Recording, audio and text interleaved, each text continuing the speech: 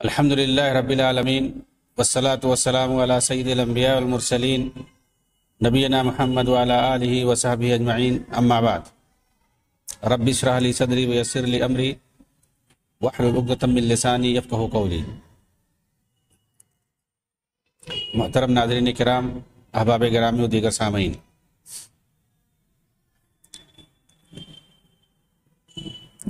اخوان المسلمون جماعت جسے مصر کے اندر 1928 میں قائم کیا گیا، آج اس کے مؤسس اور بانی کے بارے میں گفتگو ہوگی کہ کس پس منظر میں اس جماعت کی بنیاد ڈالی گئی اور اس کے بانی کون تھے، ان کی کیا حیثیت تھی سماجی دینی اعتبار سے، ثقافتی اعتبار سے۔ تو سب سے پہلے یہ معلوم رہے کہ اس جماعت کو حسن بنا نے 1928 کے اندر قائم کیا تھا۔ اس وقت آپ مدرسۃ المعلمین سے فارغ ہو چکے تھے۔ جس وقت اس جماعت کی بنیاد انہوں نے ڈالی تھی، مدرسۃ المعلمین سے فارغ ہو گئے تھے۔ ہوٹلوں میں عام لوگوں کے ساتھ بیٹھ کر باتیں کرتے تھے، عام زبان میں گپ شپ کرتے تھے، لوگوں کے اندر جوش اور جذبہ پھیلاتے تھے، کبھی کبھی دین کی باتیں بھی کرتے تھے۔ ان کا مقصد یہ تھا کہ ایک دینی جماعت قائم کی جائے اور اس کے ذریعے سے دعوت کا کام ہو۔ کہتے ایک دن یہ کمپنی کے 6 مزدوروں کے ساتھ بیٹھ کر دعوت کے نام پر ایک جماعت بنانے اور اس کا اغوا بننے کا مشورہ طلب کیا۔ وہ مشورہ کس سے طلب کیا؟ ایک کمپنی محمودیہ جہاں پر لوگ کام کرتے تھے، ان لوگوں سے انہوں نے مشورہ طلب کیا، مطلب کسی بڑے عالم دین سے، علماء کی ٹیم سے، ایسے لوگوں سے نہیں۔ ان کے نام کیا تھے؟ اسماعیل، عزیز، فؤاد ابراہیم، حافظ عبد الحمید، عبد الرحمن، حسب اللہ، ذکی مغربی اور احمد حسری۔ ان میں سے کوئی نہ تو عالم تھا اور نہ ہی دائی۔ ان لوگوں نے فوراً اس بات میں جواب دے دیا۔ ہر کوئی کہے گا اچھی بات ہے۔ پھر حسن بنا نے ان سے بیعت کرنے اور ہر حال میں فوری طور پر، حال میں یعنی فوری طور پر اطاعت کرنے کے لیے کہا، یہ کہتے ہوئے کہ کامیابی اسی وقت حاصل ہوتی ہے جب پوری طرح سے اطاعت کی جاتی ہے۔ اس طرح جماعت کی سب سے پہلی صف نے 5 ربیع الاول 1359 یعنی 1928 عیسوی میں بیعت کر لیا گیا انہی لوگوں کے ذریعے سے۔ انہوں نے کہا ہاں ہونی چاہیے، قائم ہونی چاہیے جماعت۔ انہوں نے تو اس میں کہا دیری کیا ہے اور کر لیتے ہیں، فوراً ان لوگوں سے بیعت کر لیا۔ یہ جماعت جس طرح علوم و فنون سے نابلد عام لوگوں کے ذریعے سے بنائی گئی تھی دعوت دین اور تبلیغ کے نام پر، اسی طرح انہی لوگوں کے بیچ ہی میں قائم رہی۔ جیسا کہ محمد غزالی نے کہا ہے، محمد غزالی خود یہ حسن بنا کے زمانے کے ہیں اور انہی کے ساتھیوں میں سے ہیں۔ کہتے ہیں حسن بنا جیسے عظیم شخص کو جب معاونین کی ضرورت پڑی تو اس وقت ان کی مدد کرنے والوں میں وہی قوم کا کمزور طبقہ نصیب ہوا۔ 1928 سے 35 تک دعوت و تبلیغ کے نام پر منگل کے دن ایک درس کیا جاتا رہا جس کے اندر چند لوگ اکٹھا ہوتے تھے۔ 28 سے 35 تک یعنی تقریباً 7 سال تک ان کی تعداد دونوں ہاتھوں کی انگلیوں سے متجاوز نہیں ہوتی تھی۔ 7-8 سال تک وہ ایک منگل کے دن ایک درس دیا کرتے تھے۔ محمود عبد الحلیم کہتے ہیں، یہ بھی انہی کے ساتھیوں میں سے ہیں، اخوانی ہیں، بہت بڑے مصنف ہیں۔ اخوانیت کی پوری تاریخ انہوں نے لکھی ہے 3 جلدوں میں۔ استاد حسن بنا کے اس درس کے اندر میں بھی حاضر ہوتا تھا۔ یہ محمود عبد الحلیم کہہ رہے ہیں۔ جو الناصریہ روڈ پر واقع مرکز کے اندر ہوا کرتا تھا، جہاں حاضرین کی تعداد دونوں ہاتھوں کی انگلیوں سے متجاوز نہیں ہوتی تھی۔ استاذ بننا محلہ کے لوگوں کو اپنی طرف مائل کرنے کی کوشش کرتے رہے، لیکن اس سے زیادہ ان کی تعداد نہیں بڑھی۔ انہوں نے اپنی کتاب احداث صنعتی تاریخ کے اندر لکھی ہے یہ بات، جلد نمبر 1 صفحہ نمبر 384۔ ایک معمولی جماعت جس کی مدد اس وقت انگریزوں نے ایک بڑی رقم 500 مصری روپے سے کی تھی، اچانک 1935 کے اندر کمیونسٹوں کے طرز پر خفیہ مسلح تنظیمیں بنانا شروع کر دیا۔ انہوں نے اپنی دعوت و تبلیغ کی جماعت کے نام پر ایک طرف تنظیم الجوالہ کی بنیاد ڈالی، جس کا کام جسمانی ورزش اور کھیلوں میں حصہ لینا مقصود تھا، تو دوسری طرف جاسوسی کے لیے ایک خفیہ تنظیم کی بنیاد الگ سے ڈال دی۔ تنظیم الجوالہ جو کہ جسمانی ورزش کے لیے یہ اصل میں بنایا گیا تھا، یہ مقصد پیش کر کے، اور دوسری طرف جاسوسی کے لیے، خبروں کو اکٹھا کرنے کے لیے، اور ہر طبقے سے، حکمران طبقہ سے اور جو ذمہ داران ہوتے ہیں سرکاری، ان کی خبریں اکٹھا کرنے، حتیٰ کہ پبلک اور عوام کی خبروں تک کو اکٹھا کرنے کے لیے یہ جاسوسی ٹیم بنائی گئی، تاکہ مصر کے احوال پر نظر رکھا جائے اور مرکز تک ہر خبر پہنچایا جائے، یعنی جیسے حکومتیں کرتی ہیں اس طرح سے۔ تیسری طرف پروپیگنڈا پھیلانے کے لیے ایک گروپ کی تشکیل دی، پروپیگنڈا گروپ بھی ایک بنایا، اور سب کو مرشد کے تابع کر دیا گیا۔ وہی گروپ جسے کھیل اور ورزش کے نام پہ بنایا گیا تھا، بعد میں چل کر ایک مسلح فدائی خونخوار تنظیم کی شکل اختیار کر گیا۔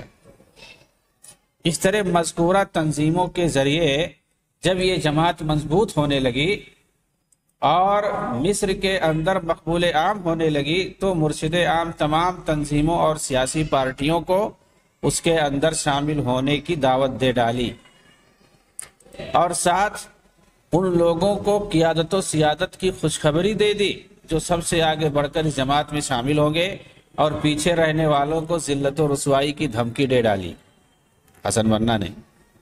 اور یہ جو 5ویں کے اندر 1938 کے اندر 5ویں کانفرنس ہوئی تھی جماعت کے نام پہ، اس وقت اس کانفرنس کا ایک بیانیہ جاری ہوا تھا، اور اس کو چھاپا گیا تھا رسالۃ المؤتمر الخامس کے نام سے۔ اس کے صفحہ 178 میں یہ بات لکھی ہوئی ہے۔ 2 قدم آگے بڑھ کر مرشد حسن بننا حکومت کا مقابلہ کرنے لگے، اور یہ کہتے نظر آنے لگے کہ اگر واعظ و نصیحت فائدہ نہیں دے گی تو طاقت کے استعمال سے باز نہیں آیا جائے گا، کیونکہ انہوں نے مسلح تنظیم بنا رکھی تھی، تو اس طرح سے حکومت کو بھی دھمکی دینے لگے۔ یہ چیز انہوں نے لکھی ہے اپنی کتاب، مشہور کتاب رسائل، جو رسائل کے اندر، یعنی رسائل امام حسن البنا کے نام سے مشہور ہے، صفحہ 189 کے اندر۔ یعنی اگر نصیحت اور واعظ سے ہماری بات نہیں سنیں گے تو ہم طاقت کا استعمال کریں گے۔ یہ ایک بندہ جو دین کے نام پہ تنظیم بنا کے رکھا ہے، وہ حکومت وقت کو للکار رہا ہے اس طرح سے، اور اپنے رسالے المؤتمر الخامس ہی کے اندر متى تکون خطواتنا تنفیذیہ، یعنی ہم جو پلانی بنا رہے ہیں ان کو عمل میں کب لائیں گے، یہ اس کا مفہوم ہوتا ہے۔ اس عنوان سے اپنے پیروکاروں سے وعدہ کیا، انہوں نے ایک تقریر کیا اور اس میں وعدہ کیا کہ اگر ان کی تعداد 300 لوگوں پر مشتمل ایک فوجی ٹکڑی تک پہنچ جائے، پتا ہے نا 38 میں یہ کانفرنس قائم ہوئی تھی، اور اس وقت ان کی کوئی تعداد خاص سینکڑا بھی نہیں گیا تھا، سینکڑے کے اندر تھے، یہ ابھی 2 ہی ڈیجٹ میں تھے یہ لوگ، 28 سے 35 تک 7 سال میں سینکڑا نہیں پورا ہوا تھا۔ انہوں نے کیا کہا کہ اگر 300 لوگوں پر مشتمل ایک فوجی ٹکڑی تک پہنچ جائے ہماری تعداد، جو ایمان و عمل سے مسلح ہوں، تو ان کا مقابلہ کوئی جابر اور سرکس سے سرکس بادشاہ بھی نہیں کر سکے گا، اور جو اس جماعت کا ساتھ دے گا وہ کامل الایمان ہوگا، اور جو اس سے دور ہوا وہ ایمان سے محروم ہوگا۔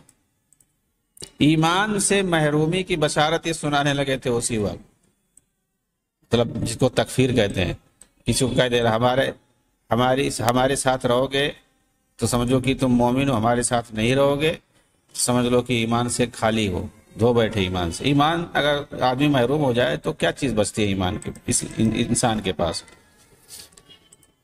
تو بہرحال انہوں نے یہ بات کہی کہ ہمارا جو ساتھ دے گا، ہماری جماعت کے ساتھ جو رہے گا وہ کامل ایمان ہوگا، مکمل ایمان والا ہوگا، اور جو ہماری جماعت کا ساتھ نہیں دے گا، ہماری جماعت سے جو دور بھاگ جائے گا تو وہ ایمان سے محروم ہو جائے گا۔ 1942 کے اندر حسن بنا نے خود کو پارلیمانی انتخاب کے لیے امیدوار بنا دیا۔ دین کے نام پہ قائم کیا تھا انہوں نے، تبلیغ کرتے تھے درس کے نام پہ، درس و دروس کے نام پہ۔ اس کے بعد دیکھیے 42 کے اندر اب یہ سیاست میں مکمل طور سے آ گئے، یہاں تک کہ پارلیمانی انتخاب جو ہوا 1942 کے اندر، اس میں انہوں نے اپنے آپ کو امیدوار بنا کے کھڑا کر دیا۔ لیکن اس وقت کا جو وزیر اعظم تھا نحاس پاشا، اس نے انہیں روک دیا، الیکشن میں کھڑا ہونے سے انہیں روک دیا، جس کے مقابلے انہیں بہت ساری سرکاری سہولتیں میسر آ گئیں۔ ان کی جماعت کو بہت ساری پرچہ نکالنے کے لیے اور جماعت کو بڑے پیمانے پر کام کرنے کے لیے اور بہت ساری سہولتیں ان کو مل گئیں۔ کھڑا ہونے کا ممکن ہے یہ ایک حکمت رہی ہو سرکار سے مراد لینے کے لیے، سہولتیں لینے کے لیے، سرکار نے کہا بیٹھ جاؤ، بیٹھ گئے۔ 1944 کے اندر انہوں نے دوبارہ امیدوار بنایا۔ اس وقت بھی وزیر اعظم جو وقت کا تھا احمد ماہر، اس نے روک دیا، اس نے بھی روک دیا الیکشن لڑنے سے۔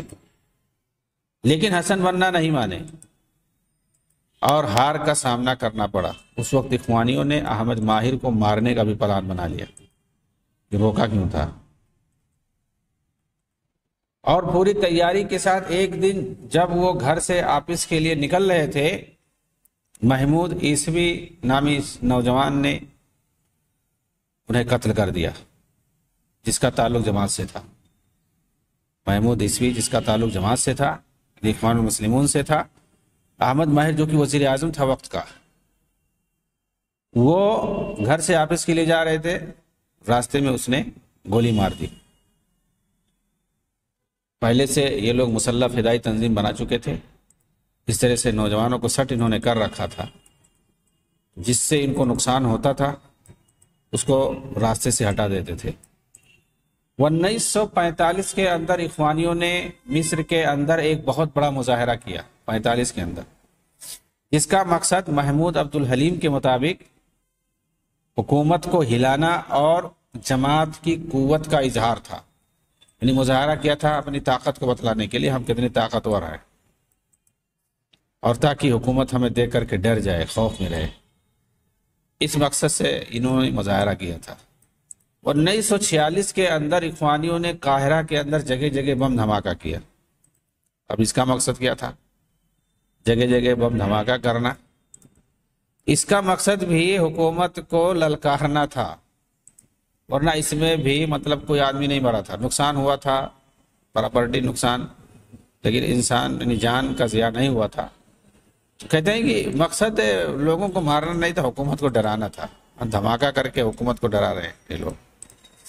1947 کے اندر یعنی 20 سال کے بعد یہ احساس ہوا کہ جماعت علمی مفاہیم سے بے بہرا ہے، کوڑا ہے علمی میدان میں۔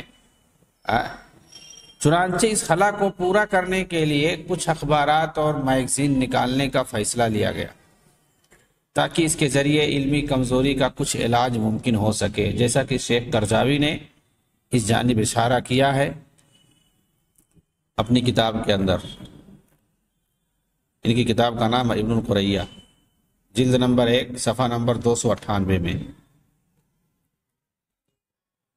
20 سال کے بعد ان کو احساس ہوا کہ ہماری جو جماعت ہے اس کے اندر لوگ جہالت میں ڈوبے ہوئے ہیں، علمی مفاہیم سے بے بہرا ہیں، علم سے کورے ہیں، ان کو کچھ دین کی باتیں بھی جاننا چاہیے۔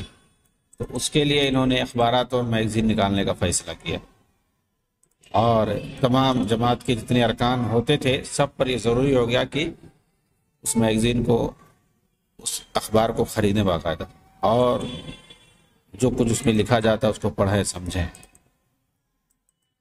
تو ان کے ہاں یہ رہتا ہے، کوئی بھی چیز مرکز کی طرف سے جاری ہوتا ہے، نکلتا ہے، جتنے ممبر رہتے ہیں سب کو لینا پڑتا ہے۔ 1948 کے اندر کچھ ایسے جرائم کا ارتکاب کیا گیا جن کی بنیاد پر نقراسی پاشا، جو کہ وقت کا وزیر اعظم تھا، اس حکومت کی طرف سے اس جماعت پر پابندی لگا دی گئی۔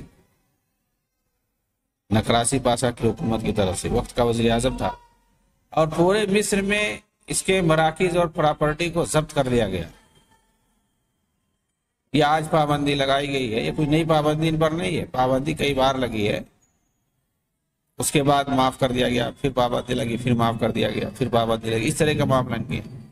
تو پہلی بار جو پابندی لگی ہے وہ 48 میں لگی، یعنی 20 سال کے اندر میں سمجھیے کہ اس کو کالعدم قرار دے دیا گیا، پابندی لگ گئی، اور 49 میں حسن بنہ کا انتقال ہو گیا۔ پورے مصر میں اس کے مراکز اور پراپرٹی کو ضبط کر لیا گیا، اور پہلی بار اس جماعت پر کالعدم تنظیم کا لیبل لگایا گیا، یعنی پابندی 1948 کے اندر۔ اسی کے بعد اخوانی تنظیم کے ذریعے سے پہلی بار حکومت کی تکفیر کی گئی، وزیر اعظم نقراسی پاشا کا خون حلال کیا گیا، اور اس کے اور دیگر حکومتی اہلکاروں کے قتل پر فتوے دیے گئے۔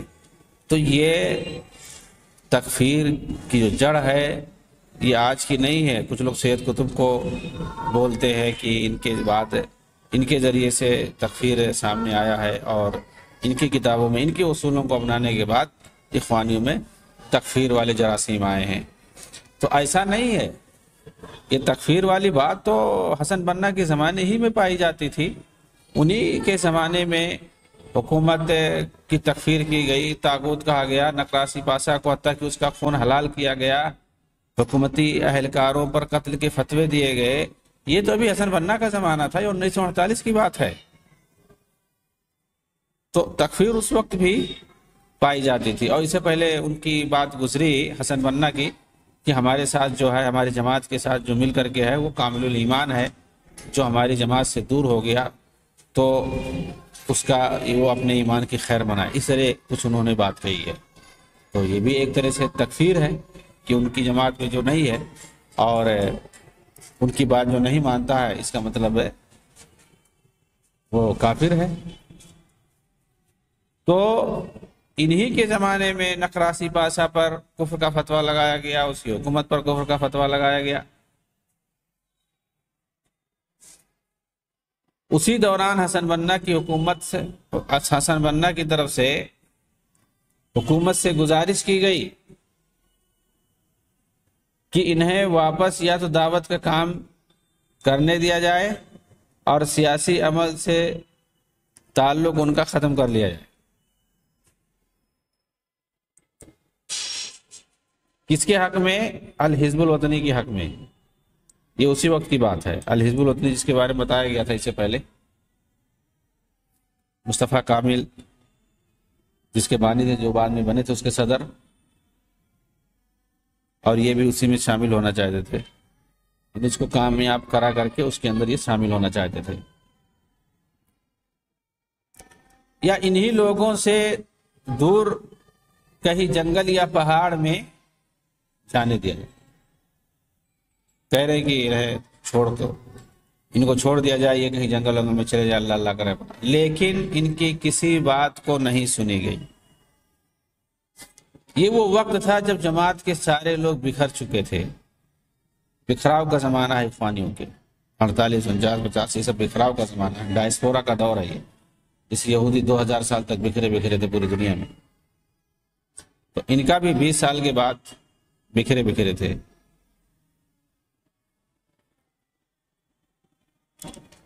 تو کہا انہیں بالکل سیاسی عمل سے بے تعلق ہو جانا چاہیے، یا انہیں لوگوں سے دور رہ کر جنگل یا پہاڑ میں چلے جانے دیا جائے، لیکن ان کی کسی بات کو نہیں سنا گیا۔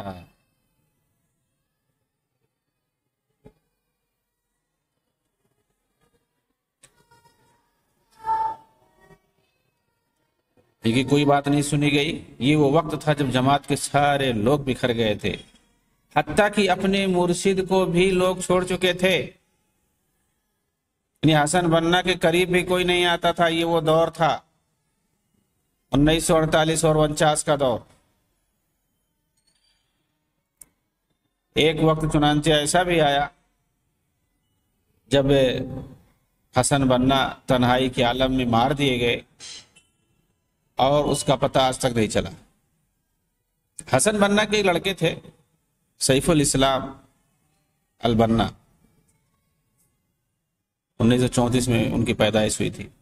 ابھی یہ 2016 میں بھی ان کا انتقال ہوا ہے مصر کے اندر، یہی 4 سال پہلے، 5 سال، کافی عمر انہوں نے پائی۔ حسن بننا نے خود اپنے لڑکوں کو دین کی تعلیم نہیں دلائی۔ دین کے نام پہ جماعت کام کر رہے ہیں، تبلیغ کرنے کے لیے دینی تبلیغ۔ یہ اخوانیوں کی آپ دوہری پالیسی آپ دیکھیں گے، ڈبل اسٹینڈرڈ جسے کہتے ہیں۔ دین کے نام پر یہ لوگ سب کچھ کرتے ہیں ڈھونگ، لیکن ان کا اپنا لڑکا ہے، اس کو دین کی تعلیم نہیں دلائی۔ آپ پڑھیے سیف الاسلام بننا کی تاریخ، سوانح پڑھیے، ویکیپیڈیا میں جا کر کے عربی میں دیکھیے، انگریزی میں دیکھیے، آپ کو پورا ڈیٹیل سے ملے گا انہوں نے کتنی عمر پائی، کیا انہوں نے تعلیم حاصل کی۔ وکالت انہوں نے پڑھی ہے اور زندگی بھر وکالت کرتے رہ گئے۔ یہ پڑھتے وقت اپنا طلبہ تنظیم بناتے تھے اور حکومت کے خلاف احتجاج کرتے تھے، طلبہ کے ذریعے سے، جماعت کی جانب سے حکومت کے خلاف یہ احتجاج کرتے تھے۔ جیل بھی یہ گئے کئی بار۔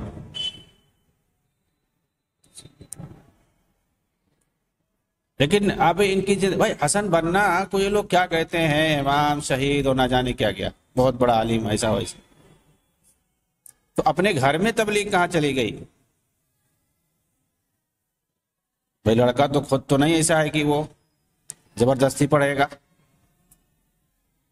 کوئی اشارہ نہیں ہے کہ ان کو دین پر لگایا تھا یا دینی مدرسے میں تعلیم دلائی تھی، دینی کوئی تعلیم، کوئی چیز نہیں۔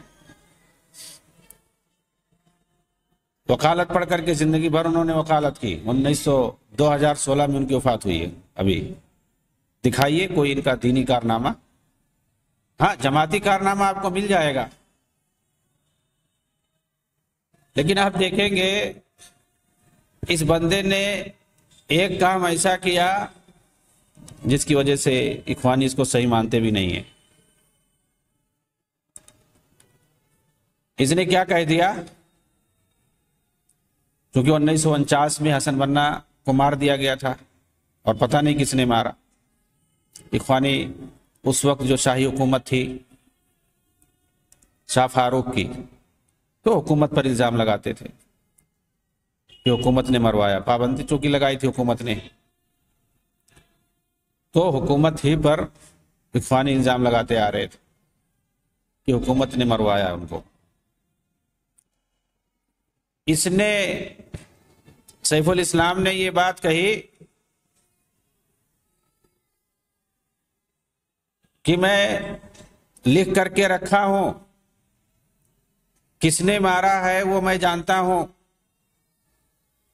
لوگ غلط کہہ رہے ہیں کہ شاہ فاروق نے مارا ہے یا مروایا ہے، حکومت کا کوئی ہاتھ نہیں ہے، بلکہ حکومت کے جن لوگوں کو مارا گیا، جن لوگوں کے ذریعے سے مروایا گیا، حکومت کے بڑے بڑے لوگوں کو، انہی لوگوں نے میرے والد کو بھی مارا ہے۔ یہ بہت بڑا ان کے ساتھ بہت خطرناک بات کہہ دی سیف الاسلام نے۔ اور حکومت کے لوگوں کو، چاہے وہ احمد ماہر ہو یا نقاسی پاشا ہو یا اور دوسرے کئی لوگ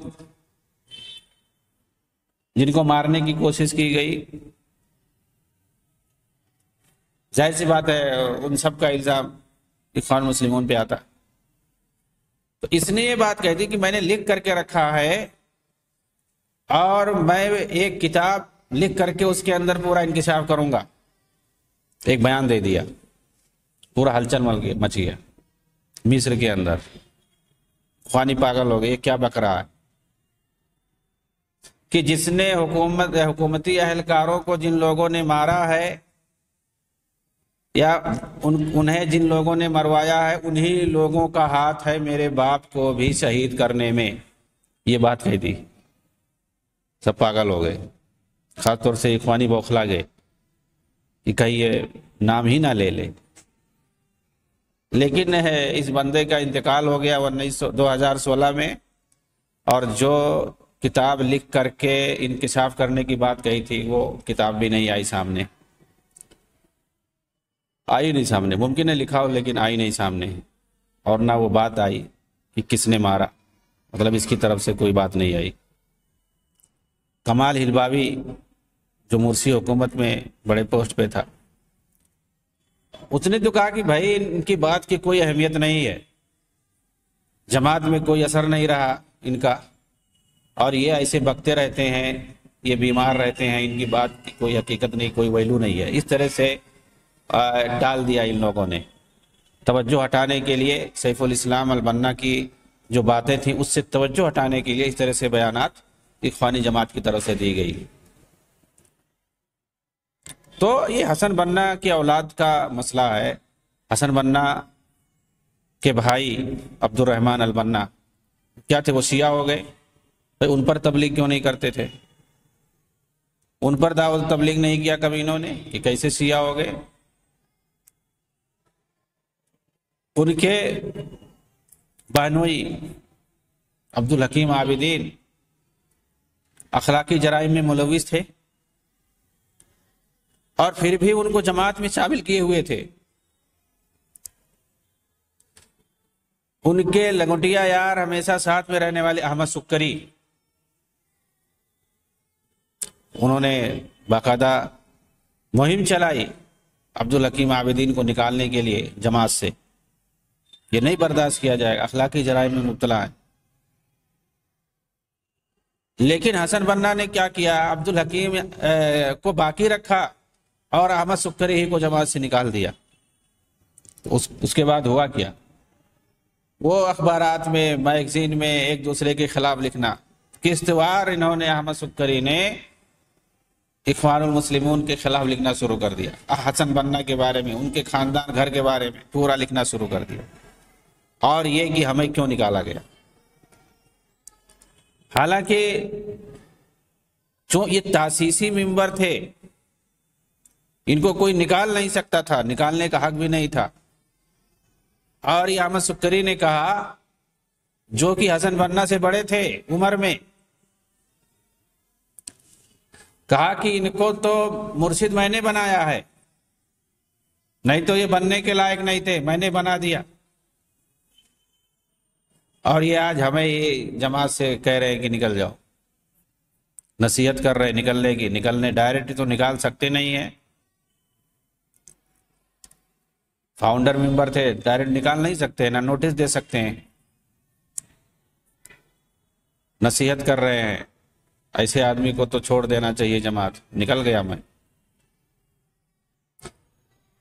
اس کے بعد انہوں نے اخبارات اور مجلات میں خوب لکھا، یہ عبدالحکیم عابدین کون ہے، حسن بنا کون ہے، ان کی پوری تاریخ، اور جماعت کی بھی خوب جو ہے انہوں نے فضیحت کی۔ ابھی بھی ان کے داماد جو تھے سعید رمضان، ان کا تو انتقال ہو گیا، کیا ان کی حالت تھی؟ کون سی انہوں نے تعلیم حاصل کی؟ ان کے ناتی طارق رمضان، جو کہ ابھی فرانس میں رہتے، آپ پڑھیے بندے کی سوانے، اور اس کے کارنامے پڑھیے تو پتہ چلے گا۔ فرانسیسی زبان میں ماہر، لسانیات میں وہاں لیکچرار ہے، وہاں جو ہے اس کے اوپر بہت سارے جرائم، خاص طور سے زنا وغیرہ کے جرائم میں ملوث کئی عورتوں نے شکایت کی ہے۔ اور آپ دیکھیں گے اس بندے کے بارے میں کہ جماعتیوں نے باقاعدہ جرمانہ اس پہ لگا، کافی جرمانہ لگا، جماعتیوں نے اکٹھا کر کے پیسہ اس کو بھرا، فرانس کی حکومت کو دیا، جرمانہ تھا کیا اس کی طرف سے، پیسہ اکٹھا کر کے۔ تو یہ حسن بنا کا خاندان ہے، جو جماعت کے حقیقت جو بانی ہیں، انہوں نے جو بنایا ہے، کیسے دین کے نام بنایا اور کیسے سیاست تک گئے، کیسے کون سی تنظیم بنائی، مسلح فدائی تنظیم بنائی اور کس طرح سے حملے کروائے۔ دین کا کام انہوں نے کیا کیا؟ تو یہ لوگ ایسے ہی دعوے کرتے ہیں۔ ان کی آپ سوانح پڑھیں گے، ان کے گھر کی آپ حالت دیکھیں گے تو سمجھ میں آئے گا کہ یہ دین کی دعوت جو کب کا نام یہ لیتے ہیں، آخر ان کی دعوت دین گھر پہ کیوں نہیں رہتی ہے؟ سید مودودی کو آپ دیکھ لیں، ان کے گھرانے میں ان کے 9 لڑکے تھے، 9 اولاد، 6 لڑکے 3 لڑکیاں۔ آپ بتا دیجئے کسی کو انہوں نے دینی تعلیم دلوائی، وہ سب کو انگریزی تعلیم انہوں نے دلوائی۔ کوئی ڈاکٹر ہے، کوئی امریکہ چلا گیا ماسٹر، ایک ان کا لڑکا تو ملحد ہو گیا، فاروق مودودی، وہ تو صاف کہتا ہے، ابھی بھی وہ زندہ ہے، کہ ہمارے ابو ہمیں جماعت سے دور رکھتے تھے، جانتے تھے کہ کہتے کہ ایسے دور رکھتے تھے جیسے ایک چرسی ہوتا ہے، وہ اپنا ڈرگس جو ہے باہر رکھ کے آتا ہے، پڑیا گھر میں نہیں لاتا ہے۔ تو ایسے ہی جماعت بات اور اس کی ساری کامیں جو ہوتی تھی، سارے سرگرمیاں، ساری جو سرگرمیاں ہوتی تھی، وہ دور رکھتے تھے ہم لوگوں سے۔ اس کی سب تقریریں، بیانات سب آپ کو مل جائے گا، موجود ہے، ابھی بھی وہ زندہ ہے۔ ان کے گھر کی بات آپ کوئی بھی، آپ جتنے بڑے بڑے اخوانی رہنما ہیں، ان کی آپ گھر کا جو ہے جا کر کے بیورا دیکھ لیجئے، تفصیل دیکھ لیجئے، ڈیٹا آپ کو سمجھ میں آ جائے گا۔ یہ لوگ جو دین کے نام پہ، دعوت کے نام پہ جو کام کر رہے ہیں، ان کا اصل مقصد کیا ہے۔ محمد مرسی، جس کو یہ لوگ وقت کا امام مانتے ہیں، شہید مانتے ہیں، اس کے علاوہ کچھ کہتے ہی نہیں ہیں۔ بھئی امام اور شہید، کیا اس نے دین کا کام کیا ہے؟ اتنا بڑا امام ہو گیا، وقت کا شہید ہو گیا، نارمل موت ہوئی، ہارٹ اٹیک سے اس کی جان گئی ہے، اس کو شہید کہاں سے بول دیے؟ آپ جائیے دیکھیے اس نے کون سی تعلیم حاصل کی۔ اس نے سائنس کی تعلیم حاصل کی، امریکہ میں جا کر کے نوکری کیا، کہا ناسا میں کئی سالوں تک، 8 سالوں تک وہاں پہ فیملی کے ساتھ ہو رہا۔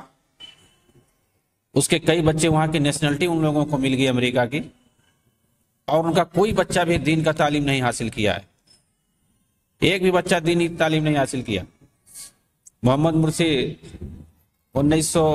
2009 کے اندر مصر میں بلایا جاتا ہے اور ایک سیاسی پارٹی بنائی جاتی ہے اخوان المسلمون کی طرف سے، اور پھر اس سیاسی جماعت کا صدر بنا دیا جاتا ہے، اور پھر اس کے بعد ان لوگوں کا خونی بغاوت سامنے آتی ہے 2010-11 میں، اور پھر حکومت بنا لیتے ہیں، اور پھر وہ اس کے بعد جو ہے صدر بنا دیا جاتا ہے پارٹی کی طرف سے، اور پھر ملک کا سربراہ بن جاتا ہے۔ تو دین کا کام کہاں اس بندے نے کیا ہے؟ اس کے گھر میں، خاندان میں آپ دیکھ لیں کس نے دعوت کا کام کیا ہے، کون دین کا تعلیم حاصل کیا ہے۔ جتنے بچے ہیں، کئی بچے ہیں، 4-5 بچے، ایک بچے نے بھی دینی تعلیم نہیں حاصل کی ہے، تو کہاں سے امام ہو گیا ان کے یہاں، کہاں سے شہید ہو گیا؟ کون سا کام کر کے بھائی آدمی شہادت کے مرتبے پہ فائز ہو گیا ہے؟ ہاں یہ سچ ہے کہ جب دوسرے سال میں اس کی برسی منائی جا رہی تھی، اس کے بچے لندن میں برسی منا رہے تھے، تو شہید الدیمقراطیہ انہوں نے کہا تھا کہ ہمارے والد نے مصر کے اندر جمہوریت کے لیے بہت کوشش کی اور وہ شہید جمہوریت ہیں۔ تو شہید جمہوریت ان کے بچے بول رہے ہیں، لیکن جمہوریت کو یہاں کیوں کاٹ دیا جاتا ہے اردو میں جب آتا ہے؟ تو آپ بھی بولیے نا، شہید جمہوریت، جمہوریت کے لیے انہوں نے کام کیا ہے؟ کون سا اسلامی نظام کے لیے کام کیا یا شریعت کے لیے کام کیا ہے؟ کون سی دینی تعلیم کی یا دعوت تبلیغ کیا کہ شہید ہو گئے، امام ہو گئے؟ تو یہ جماعت ایسے ہی ہے، اس پہ پوری تفصیل آئے گی انشاءاللہ۔ وآخر دعوانا الحمدللہ رب العالمین، والسلام علیکم ورحمۃ اللہ وبرکاتہ۔